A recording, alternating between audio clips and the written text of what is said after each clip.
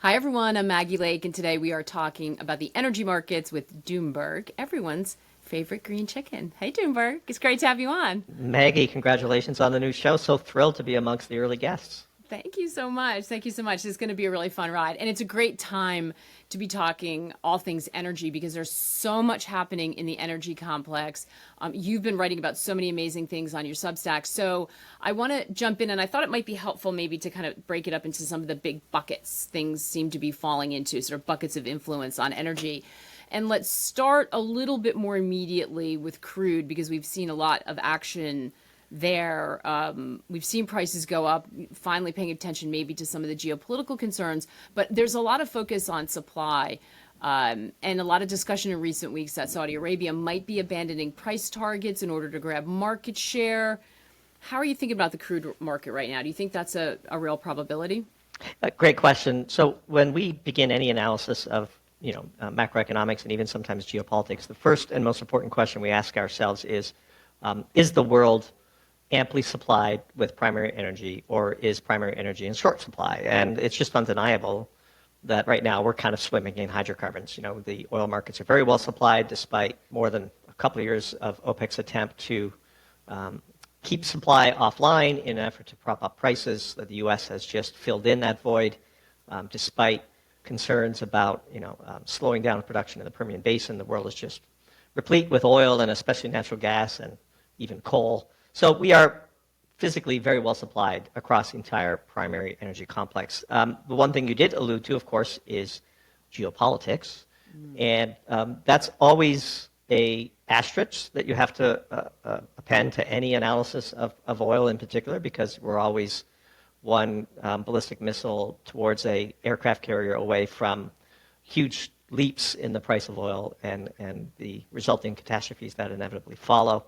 Our view is that the market isn't actually pricing in that much in the way of geopolitics, because if they were truly concerned about a breakout of war in the Middle East, we wouldn't be in the 70s. I think we would be in the 90s. And we have a counterintuitive view that we probably won't publish, but I'm happy to share with you, which is we think that the missile attack by Iran on Israel on October 1st radically changed the strategic nature of the pieces on the board in ways that nobody in the West is reporting. And the sort of basis of that analysis, again, that we doubt we'd publish, but we're certainly happy to talk about it, is that many, many missiles got through. Like, we watched on Twitter as what seemed like dozens of missiles got through the infamous Israeli air defense system, and many, even the Washington Post had to concede, seem to hit their military targets with some precision. I think this changes the game, and I think Israel is a very small country, and it's very vulnerable. Like, 5 power plants produce the vast majority of its electricity, and 5 desalination plants produce some 70 to 80% of its drinking water. That's not many targets. And if Iran is in possession of thousands of missiles, at least some of which can hit with precision, perhaps with the help of the Russians, perhaps not, we think this is sort of mutually assured destruction. Yes, everyone assumes Israel has nuclear weapons, but if we truly are in a mutually assured destruction phase, and look, by the time we're done this conversation, Israel may have embarked on a big retaliatory strike against Iran, and everything I'm saying might seem foolish. But in our view, the reason why we haven't seen that attack yet is probably because the pieces on the board have changed. And we read with interest that the U.S. is sending 100 troops to man our very best aircraft defense systems that apparently are en route to Israel. I think that is testimony to our thesis being potentially correct. And if that's true, the base view, one that the market is probably pricing, is that we won't see a continuing series of escalatory strikes, that there might be a face-saving way out for both sides. And that we don't see that big outbreak of war in the Middle East that causes oil to spiral well beyond the prices that we're seeing today. Yeah.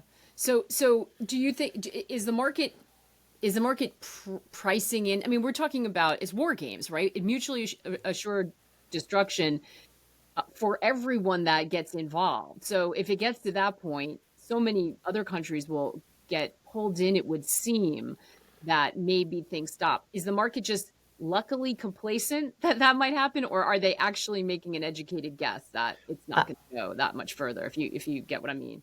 Yeah, I mean, I think there's multiple ways to look at the problem. And again, you're always, when you make such statements, you risk being wrong. And if we're wrong, we'd be the first to admit it. Um, but when we look at the quote unquote equilibrium price of oil, which we have a very easy metric to calculate, which is basically 6 times the price of landed LNG in Europe, Brent and LNG in Europe on an energy content basis are selling for the same price. There is no geopolitical risk embedded in Brent that we can find.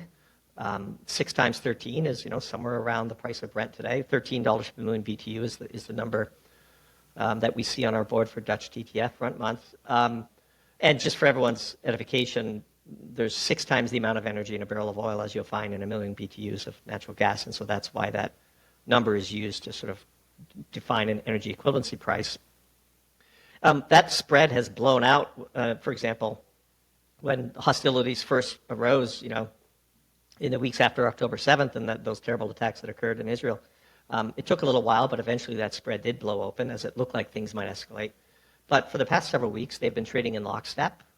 And so the market is telling us that this is not going to happen. Now, the market can be wrong. The market also told us that Russia was unlikely to invade Ukraine. Right. And so one has to always be mindful that the market can be wrong. Markets aren't perfectly efficient. But our view, which we came to quite quickly in the hours after watching those Twitter videos. And by the way, of course, the standard denials that came out, but like we could see with our own eyes, like that's one, for all its faults, Twitter's very powerful. You could see all of these, camera phone footages of missiles clearly piercing the Iron Dome and the other Israeli defense systems and smashing into targets with loud explosions and booms.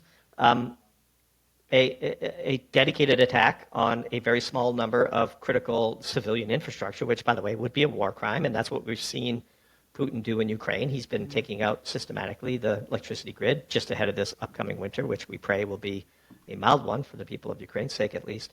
But that doesn't mean that the senior leaders in Israel, in the IDF and the Mossad, and even some of Netanyahu's political opponents didn't realize that October 1st was a real game changer. You won't read that anywhere in the West, which is one of the reasons why people like to read our stuff, I think. But that's our view.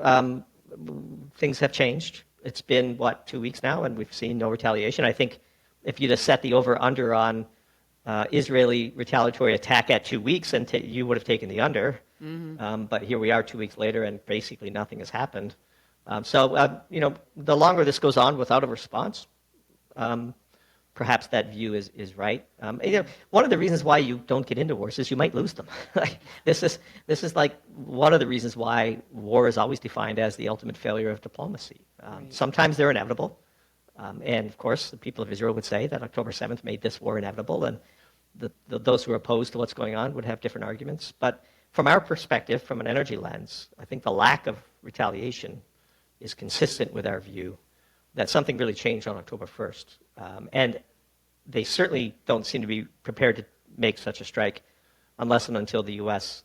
Fully augments the defense systems that they have so that they feel confident, at least, that the retaliation to the retaliation isn't devastating. Yeah. Not to mention the fact we're coming up on an election here in the U.S., but we'll get to that in a minute, further complicating everything that's going on in the region. So if the geopolitical situation is removed, or the thought is that you're not going to see the type of escalation that would really spike prices, if we are looking then at the global economy as people try to figure out where prices are, do you think that we're oversupplied?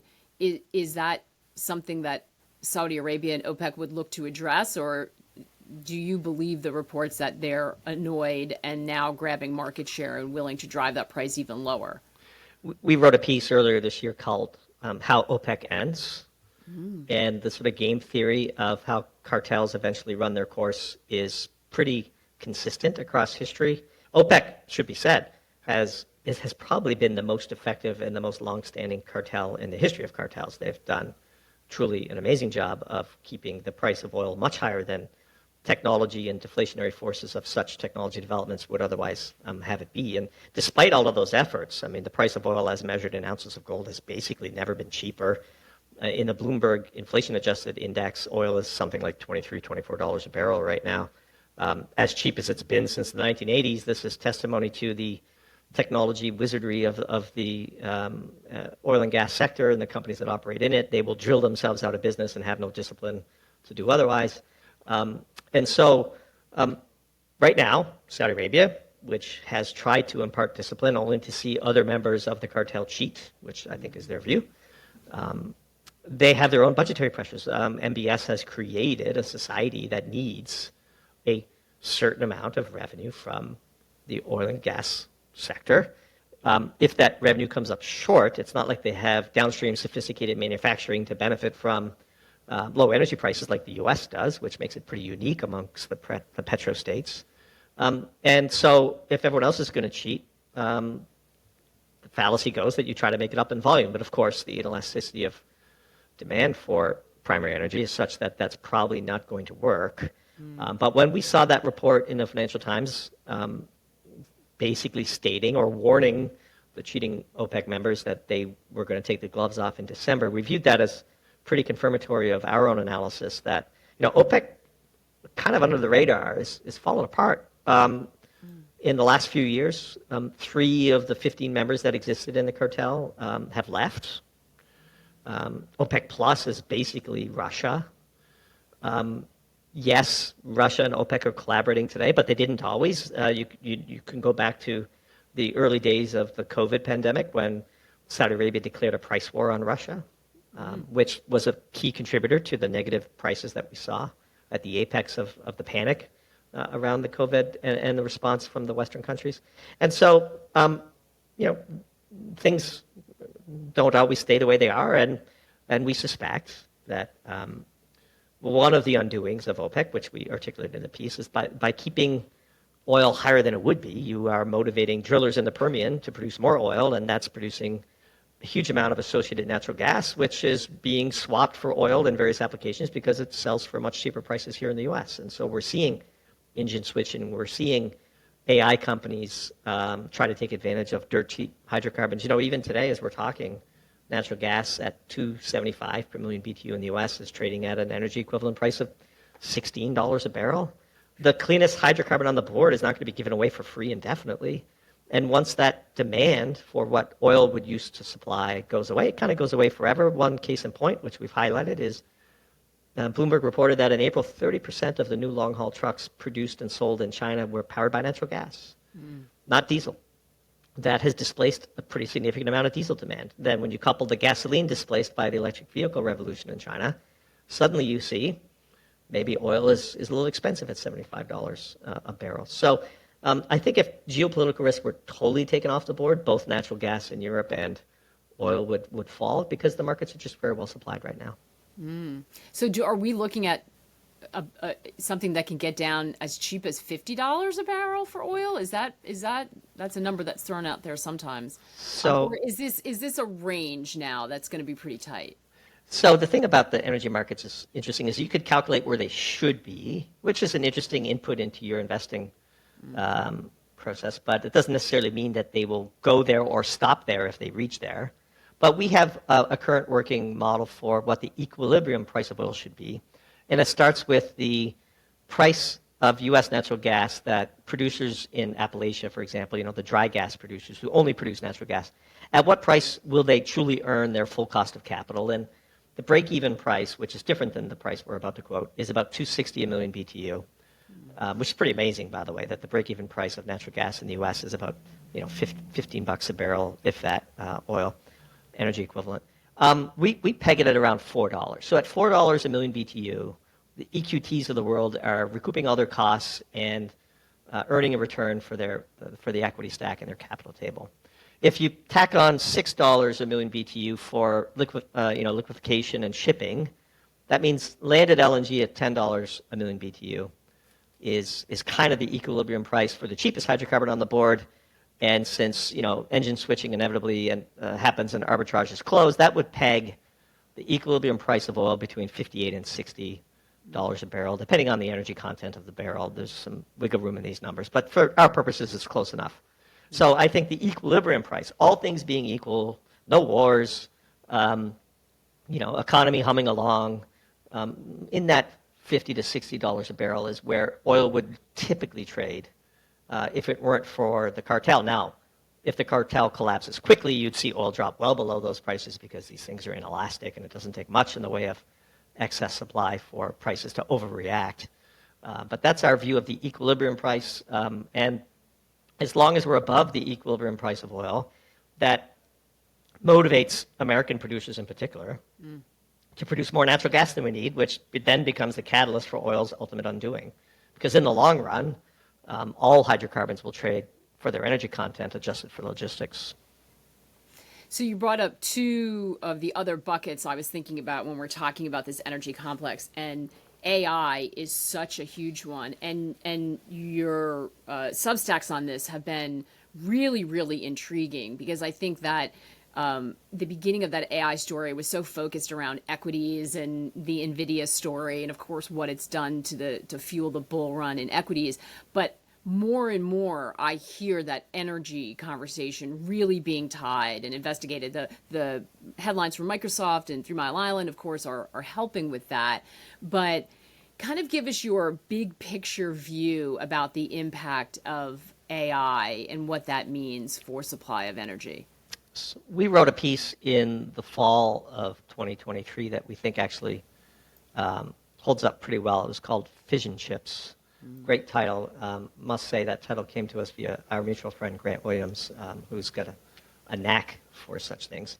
But in that piece, we developed a mental model around the sort of Kurzweilian exponential growth in computing power, the singularity is near type analysis, that sort of states that the economy can be modeled as though it will always do what it takes to keep humanity on that exponential growth of computing power curve.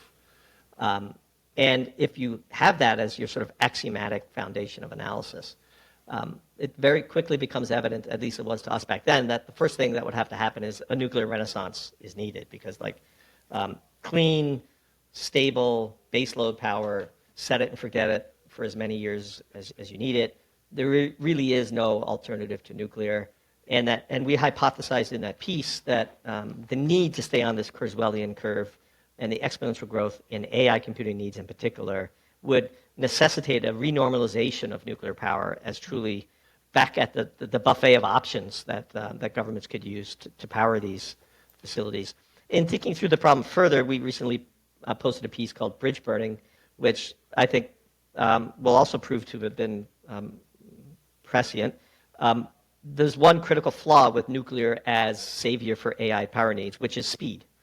You can't bring these plants on as fast as the market needs it, but the only technology on the board that is both relatively clean burning, relatively abundant, relatively cheap, and can be brought online very quickly are natural gas powered turbines.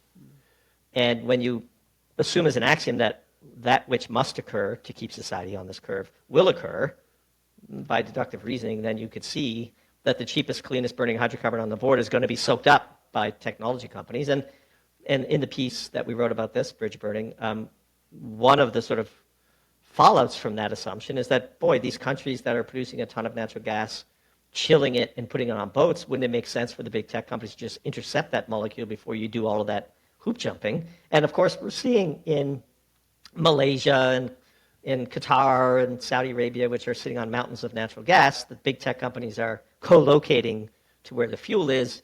And when you do the same sort of analysis at the US, it's very easy to see that Texas will soon become an epicenter of AI compute farms. And in fact, one of the big advantages of natural gas is not just its speed, but you don't even really need to connect to the grid or go over transmission lines. You could just create these enclosed, closed system pods where natural gas goes in one side of the pod and data comes out the other.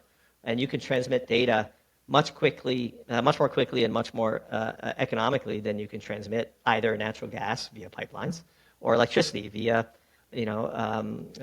all of these sort of long lines that have to cut through forests that the locals oppose all the time. And so you just have these roaming pods that soak up free natural gas, and out comes all of the, LLM training and so on that are needed to drive this Kurzweilian curve. And I think that's coming. And in the piece, we speculated that this oil to gas ratio, where we said the numbers should be 6 based on energy, in the US as recently as a few months ago, it was trading for 45, which means we literally couldn't give away gas, we suspect it might trade as low as 6 again and maybe even below it. Like it might be that the molecule we couldn't give away a few months ago will be the most valuable one on the board because of this one factor, and which is speed. And you mentioned the 3 Mile Island announcement. That was a really profound milestone for nuclear, but also just for energy in general. Like the price Microsoft was willing to pay is far higher than the price you and I pay for our electricity bills, which of course isn't really a free market. The government subsidizes so much of every aspect of building, maintaining, and delivering electricity through a world-class stable grid, which is sort of considered table stakes for a modern society. Microsoft doesn't need to tap the grid. It just wants to tap the power. And when you put all that together, I think you see a big wave of natural gas demand coming in the U.S. And Lord knows we have more than enough of it to satisfy as much demand as the big tech companies can gobble up. The big counter to our view is that, it's still a fossil fuel and the big tech companies care about climate change. Well, we're about to find out how much they really care about climate change. And our view is that the big environmental movements who draw so much of their funding from those very same companies are suddenly going to get the message that not only is nuclear acceptable, but so is natural gas, because otherwise we'd just be burning coal. Wink, wink. I think money talks, and nobody has more money or political power than the big tech companies. And we believe that this force, this desire, this axiomatic need to stay on this Kurzweilian curve, betting against that has been a sucker trade for many decades. Absolutely, and especially if you rope national security arguments into it, it's very hard to see how you stop that train. So that's an absolutely fascinating perspective, and it's an enormous change from what we've seen. So if you've got, what does that mean for prices? If you've got this huge demand coming, we have an abundance of it, but do you start to see that price dynamic change? Is this at all priced into the natural gas market? No, and we kind of were, without making the call, because we don't like to make specific calls, but we were kind of putting on the radar of our subscribers that maybe we should have another look at natural gas. Look, when it bottomed out at $1.50 per million BTU, we wrote a piece wondering whether the bottom might not be in. It seems like the bottom, in fact, was in. Look, it's just inevitable that there's boom-bust cycles in the commodity sector. But natural gas is an amazing fuel. Yes, it's hard to handle, but other than that, it's spectacular. Look, I'm not sure how your home is powered, but my home is powered by natural gas. We cook with natural gas in an open flame in our kitchen and rarely turn on the ventilation. You wouldn't fire up the barbecue in your living room, which is the equivalent of burning coal indoors. But with natural gas, it's so clean burning and so efficient and so useful that basically many people in the northern part of the U.S. power their homes with it. And don't even give it a second thought. And we have an abundance of it. In fact, the abundance and price of natural gas at the end of last year was a key reason why we made a relatively controversial call at the time that there would be no recession in the U.S. before the election, a piece that we wrote called Slick Landing, as opposed to sort of hard landing or soft landing. When you're swimming in a sea of cheap hydrocarbons, and you have a sophisticated manufacturing sector that is relying on natural gas for cogeneration, i.e. electricity and heat, chemicals, cement, steel, and on top of that you have fiscal stimulus like you've never seen before coming out of Washington. Those aren't the ingredients that bake a recession cake. They might spur a little bit of overheating, in fact. And so we've seen, even though many people don't believe the government numbers, and it's hard to argue with people who can't agree on what we're measuring and whether it's valid, by and large, we've been able to avoid a recession in large part because people radically underestimate the importance of natural gas to our economy. We heat our homes with it. We run our factories with it. Long-haul truckers are beginning to power their vehicles with it. It's dirt cheap. We have a lot of it. If a shortage of energy and explosive prices are surefire signs of an imminent recession, then clearly an abundance of dirt cheap hydrocarbons is insulation against it. And so that's largely played out. What happens after the election is anybody's guess. I mean, let's just hope we get through it without civil unrest. But we thought that there wouldn't be a recession. Look, I mean, natural gas is an amazing fuel, and the big tech companies are going to use it. AI, as you said, for national security reasons, if nothing else. The DoD is going to make sure that this superabundance of cheap hydrocarbons that we have in the U.S. is not going to be wasted, and we're going to continue our lead in AI because Lord knows we don't have a lead in much else. Yeah, exactly.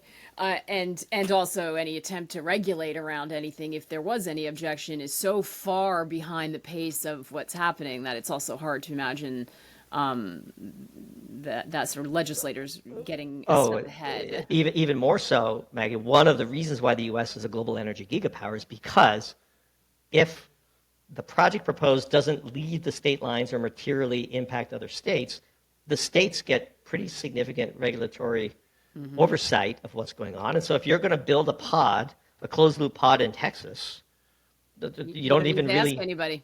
Yeah, I mean, of course, the EPA will invent ways to insert themselves into things, but by and large, the U.S. has become a global energy gigapower even throughout the Biden administration, in spite of the politics of Washington, D.C., because of this nuance of, of the U.S. The two nuances really are that states control things that don't leave their borders, and property owners have rights to minerals and what's under the ground. And those are pretty unique in the U.S., and that's why we have the shale revolution here and not in the other countries that have huge amounts of shale resources. Um, it's this fluke of regulatory and property rights here in the U.S. that has been the catalyst for that revolution. And you could bet your bottom dollar that Microsoft and Google and Facebook and they're not going to. I mean, please, this is going to happen. So, is this a negative for nuclear, or will both move forward to match that innovation and just the growing need in AI? Because the headlines have really focused on some of the nuclear as opposed to also that they're looking at small modular reactors, and I've just seemed to be that energy AI conversation and the potential benefits for nuclear have been more abundant than this natural gas. That's why it's so fascinating that you wrote about it. So is it a negative for nuclear, or does that still remain a positive? It's not a negative. Our view is all primary energy sources are additive. The human endeavor is a constant, unrelenting struggle against the forces of entropy. You need to waste heat in order to impose order. High performance computing is about the highest form of order that we can impose.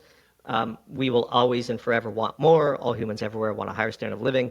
So while nuclear is spooling up, which is why we call the piece bridge burning, the bridge to nuclear will be the burning of natural gas. And then once all that nuclear comes online, we'll still burn more natural gas because all primary energy sources are additives are additive. And one of the things that we pride ourselves and try to do, which means, of course, sometimes you're going to get things catastrophically wrong, is we try to stay ahead 6, 8, 9 months of where the news is going. Yeah. That's why we wrote Fission Ships last November, and now we wrote Bridge Burning now, and call it as we see it. Like I think our readers appreciate that. When we press send on a piece, we 100% believe every word in it. And if we're wrong, we'll admit it and correct it, and learn something from it. Mistakes should be rare, admitted to, corrected, and learned from. But we try to take a few risks in these calls because we want to be a bit provocative as well. And so, but that's how we see it. We think it's going to play out.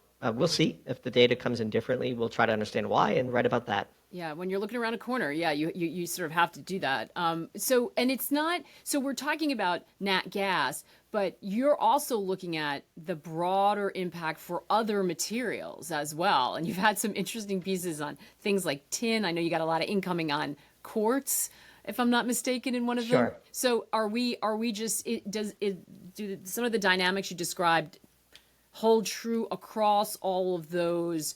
Well, we know we call them critical minerals, right? But it sounds like it's even beyond that and some more basic. Is this just huge demand going to hit across the material space?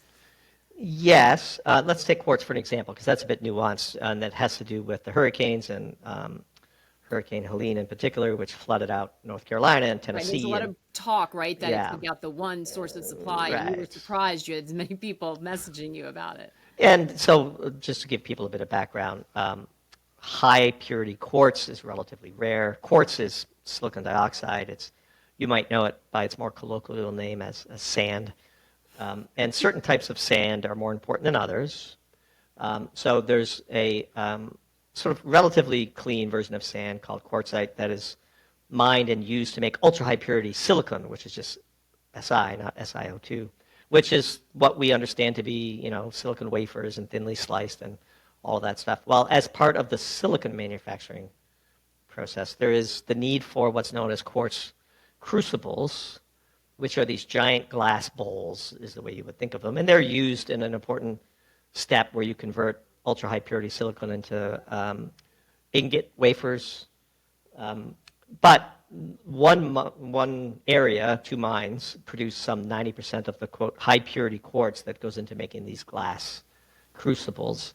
And in the aftermath of the flooding, the really catastrophic flooding, we should say, of Hurricane Helene, this mine was knocked out, and we saw all of these catastrophic predictions that the entire semiconductor industry would grind to a halt. And the social preview for the piece that we published called A Little Sprucing, because this is in Spruce Pine, North Carolina, was pennies don't hold up dollars for very long. High purity quartz, yes, it's easy to mine. I mean, it's easier to just take the stuff that's mined today. But as we said in the piece, there's a vast chasm between the way things are done and the way things must be done. And the semiconductor industry is conservatively valued at $600 billion a year, and high purity quartz, the stuff that's mined out of North Carolina, by our best guess, is worth about $1 billion a year. If the prices of that stuff went up tenfold, 2 things would happen. Hardly anyone would notice, and then a whole bunch of new supply would come online very quickly, specifically in China, who, rumor has it, is looking for any points of leverage in the semiconductor space that they can find. We're talking about sand, and humans have been heating up and otherwise tinkering with sand for centuries, if not thousands of years. If we suddenly lost permanently access to these mines in North Carolina, we'd find a way to figure it out, because we have to stay on this Kurzweilian curve, as we talked about earlier. And the most motivated people to stop this from happening are the owners of those mines, because they're sitting on a nice little monopoly, charging just enough to keep everybody happy, but making a very handsome profit for themselves. And of course, as sure as night follows day, the mine looks like it's reopened, and they're doing their very best to get things back on stream. Sometimes headlines are worth worrying about, but one of the things we try to do for our subscribers is to be upfront and honest about the ones they can safely ignore. And in our view, this was a giant nothing burger. But scores of articles in all the mainstream mastheads were put out, warning about catastrophic events that would fall. There's a real catastrophe going on in North Carolina. The semiconductor industry is not going to be a victim of it. Yeah. So I think there is a heightened awareness about supply when it comes to all of these industries. There has been a lot of attention on China's role in this, and that's the other kind of third bucket, I think, because China fits in on the supply and demand side. Are we overly reliant on some of the materials that are necessary for these high functioning chips and for the build out of technology as we expect it to grow?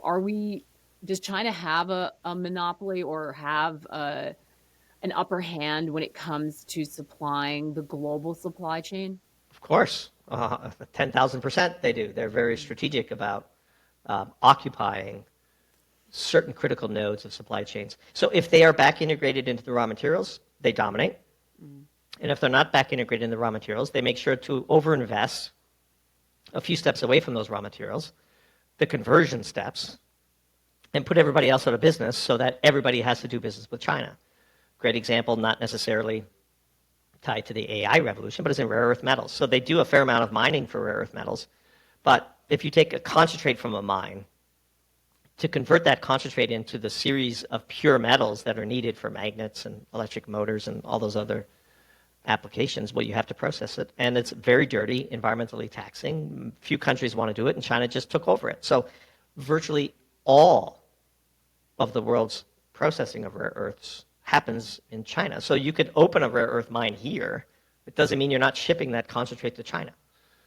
Same thing with solar, by the way. The process of transforming, a solar grade polysilicon into wafers and cells, well, 3 of the first 4 steps are dominated by China, something like greater than 95% share.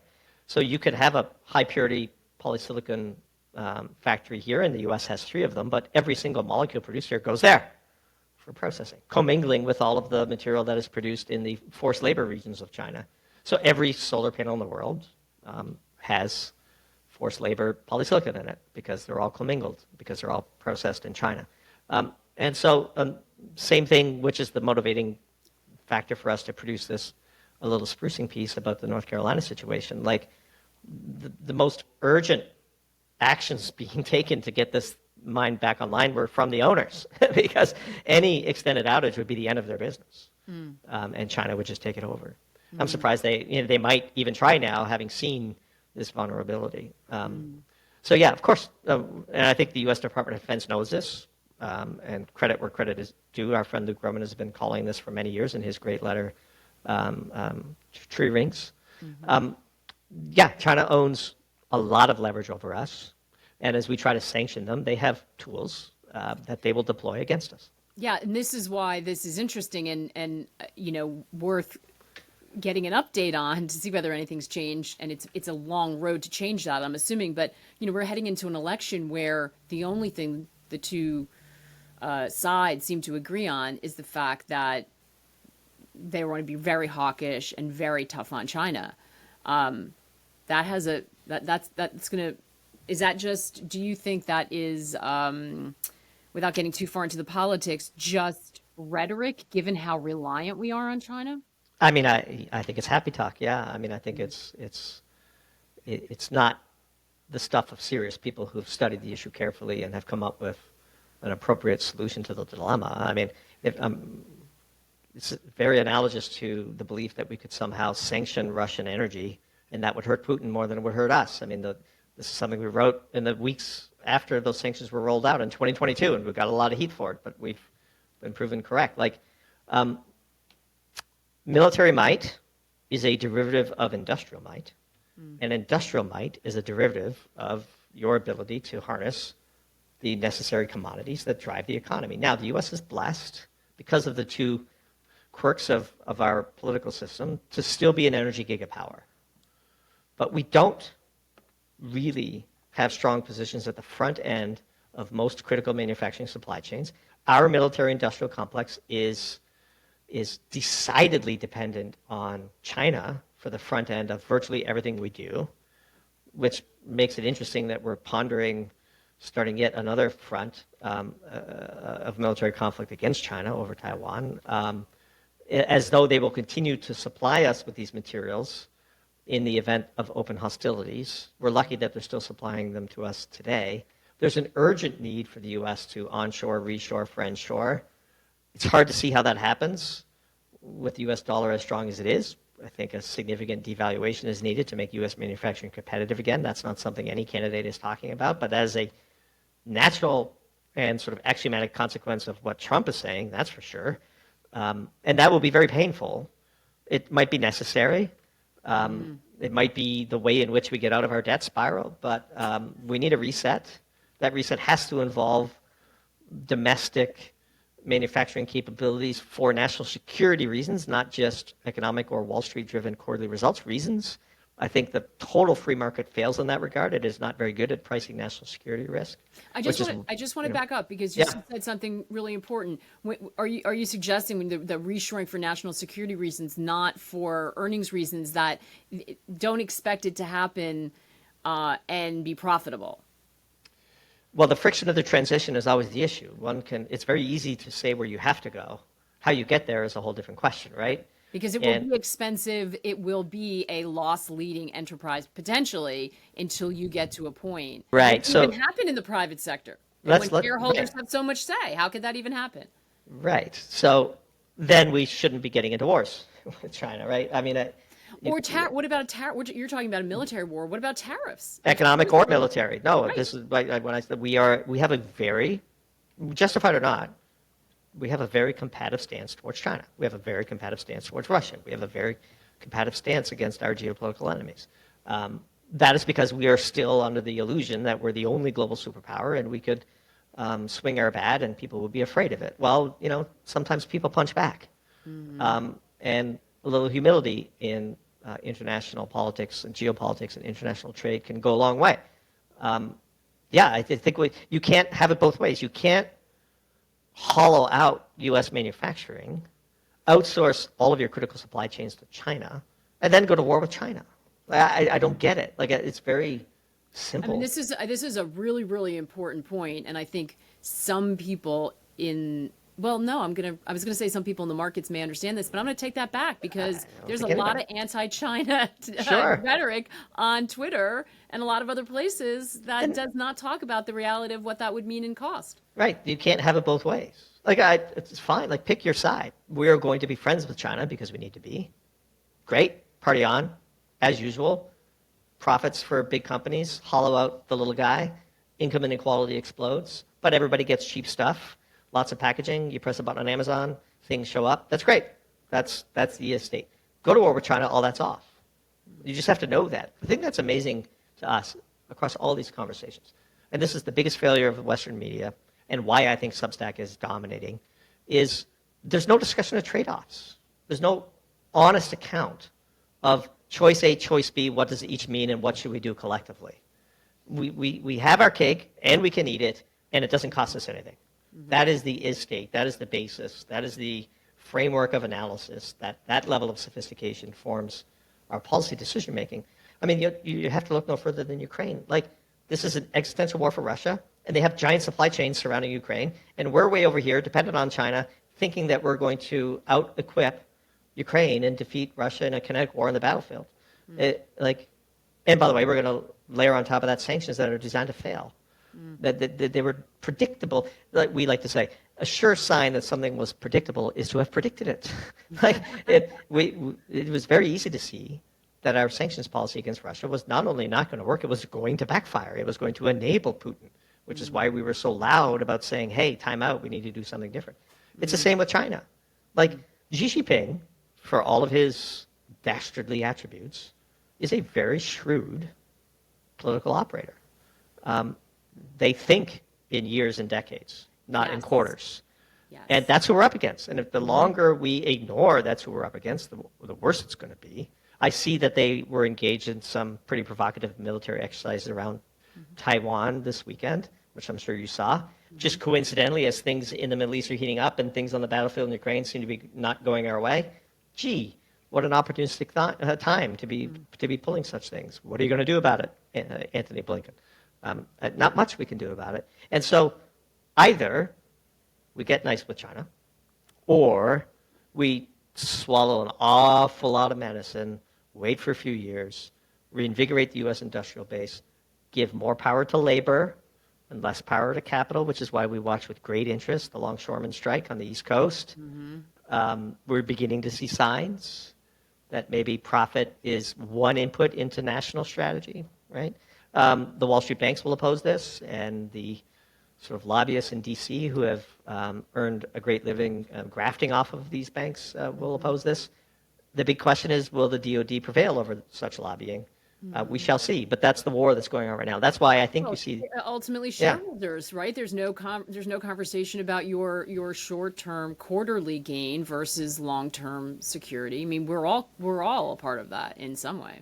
Sure, but who are the shareholders? I mean, are the striking workers the shareholders? I suppose indirectly in the form of the pensions they've been promised. It used to be an easier question to answer right. when you had pensions, but now that we all have 401s, this is how I think we've, right. Mike Green's talked a lot about passive investment. This is how we've all become complicit in this. A long time ago, a CEO told me, and I always remember this years and years ago, really struggling. It was in the chemical space, it was in the material space, because his biggest competitors played the long game. And he was bound by these quarterly, scorecards that were making it impossible to be competitive. This is one that I can speak to directly, given my own corporate experience. I mean, having competed against the Chinese and still being accountable to sort of quarterly results, it's very difficult, for example, to compete on price with somebody whose idea of a water treatment plant is a pipeline to the river. The Chinese, we wrote a piece last year called Geopolitical Warfare. The Chinese are willing to pollute and degrade their own environment to gain strategic edges in the marketplace, and that's just something we have to recognize. And so do we want to produce magnesium in the U.S.? I was going to say, is that the trade-off that we're looking at in order to be independent? We don't. We just look at the cost and say, well, China does it cheaper. I can tell you, Maggie, that when I was in industry, I remember during the years where China took over the solar market, they just flooded the world with cheap supply, and this is a very environmentally taxing product to make, and they just didn't have the same environmental standards that we did. And I remember talking to the procurement manager of a very high-profile B2C company that you would know, that I won't name for obvious reasons. that had very glitzy booths at the various COP meetings at the United Nations for global warming this and sustainability that. And when I pointed out to this person that no, we couldn't meet the RFP that China had given them because they stole our IP and they don't have anywhere near the same environmental standards we have, his response to me was, well, that's something for the courts to figure out. I have this cheap bid, and if you can't meet it, you're going to lose the business. And then we lost the business, and ultimately most people in the sector went out of business, and now China has a monopoly on it. These are the trade-offs that almost nobody talks about. The Chinese don't care, and to their credit, they're playing chess and we're playing, elementary school checkers. If the DoD wants this to change, then certain things have to happen. And if the DoD isn't successful, then we have to stop pretending like we can go to war with China and win. That is a really, really, it's hard to wrap your head around the consequences of this, and it's distressing to see it not taken seriously or talked about in a realistic way, I think, with American people. That's just my perspective. But so if we sort of take a step back, what are you looking at next? Because this has just been a fantastic, really fascinating conversation about the things that are not on people's radars. You're obviously very keyed into nat gas, and this whole impact of AI, I think, is going to be so important going forward. What's interesting to you as you look through? Obviously, we have to get through the election, and the China part we just talked about is going to be key and really important to watch. But what else is on your radar? One that's a little off the beaten path a bit, and one that we've been worried about a lot, is how will NATO respond to losing the war in Ukraine? That's a key risk, and one of the early things that we're looking at is ultimately going back to and pondering the destruction of the Nord Stream pipelines and who was really responsible for that and what the long-term consequence of that act might be.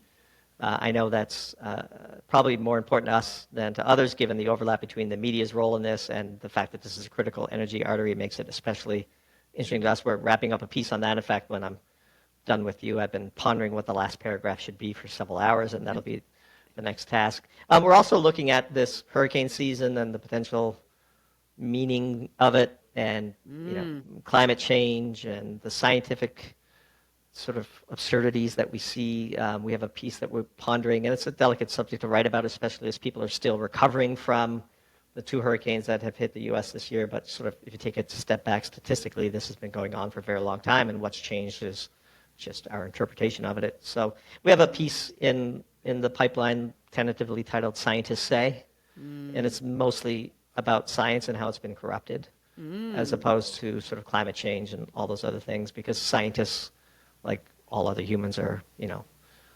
imperfect, to put it kindly, and they are susceptible to the same social group pressures and things like that. So we're always looking for off-the-wall, deeper meaning things to speculate about and write about, which I think is a characteristic of our work. So those are the 2 things that come to mind when you ask me that question. So, and when NATO loses the war, that's a big statement. What are you thinking about Europe? It's very.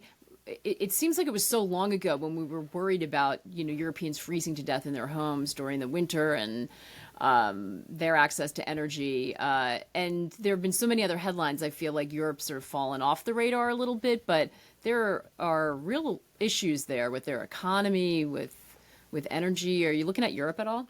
Yeah, we recently wrote a piece on Mario Draghi's highly unserious proposals for regaining European competitiveness. The piece was called Judgment Day.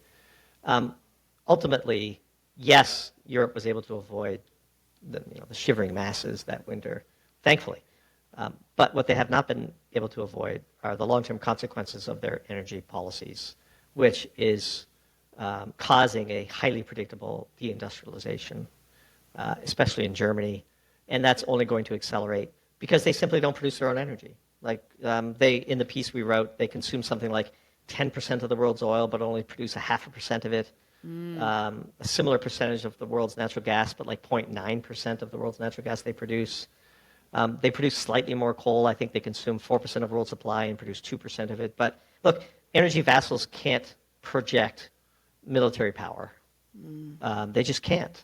And Europe is fooling itself into thinking that if only we concentrated more of our resources in Brussels and we got better at central planning. Yeah, well, there's some talk about maybe having a bond. Sure, Yeah. Eurobonds and, Yeah, exactly, yeah, which yeah, would seem to suggest more integration in a way that they've resisted. right. Is it possible the opposite's true? I mean, the European Union and the euro itself outlasted all of the critics to the point where I think everyone just assumed it was absolutely forever. Is it a possibility that maybe this experiment isn't working, especially with now the energy Of vulnerability? course it's not going to work. When has not producing anything important and relying on a bloated government in Brussels to run a continent-wide economy worked?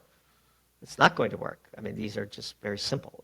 So you think Brexit was the first of it? You think that you could actually see a Look, the social preview for that piece was physics will be the undoing of the European Union, and soon. I mean, it has to happen. Like, there's no other way. They shut down their nuclear power plants. They bloated themselves up with intermittent wind and renewable, and they've made the production and exploration of fossil fuels basically illegal. What's going to happen? They're going to, come on, they're going to collapse, yes.